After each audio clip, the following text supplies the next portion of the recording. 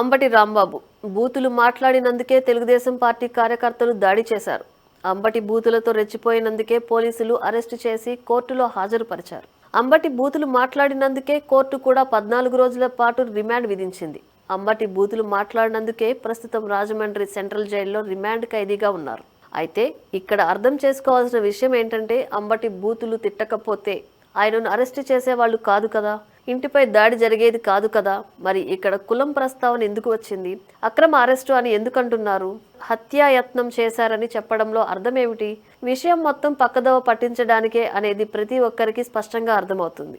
అయితే అంబటిని ప్రభుత్వం టార్గెట్ చేసిందని ఆయన కుమార్తెలు ఇప్పుడు మీడియా ముందుకు వచ్చి పెద్ద పెద్ద మాటలు అంటున్నారు. అసలు తన తండ్రి అమాయకుడని, ఆయనకు ఏమీ తెలియదని, చాలా మంచోడని ఇప్పుడు కొత్తగా మీడియా ముందు కన్నీరు కారుస్తున్నారు.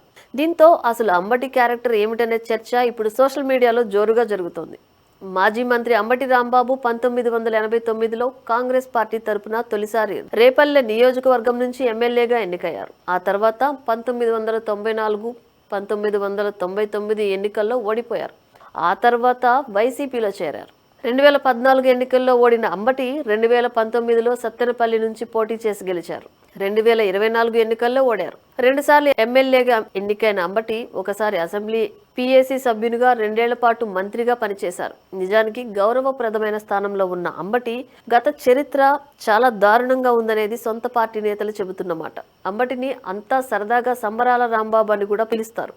ప్రతి ఏడాది సంక్రాంతికి ఆయన ప్రత్యేక డ్యాన్స్ కూడా చేస్తారు. అలాగే సినిమాలో నటించడంతో ప్రెస్ ముందు కూడా అదే హావభావాలు చూపిస్తారు. అందుకే ఆయనను అంతా కళాకారుడు అని కూడా అంటారు.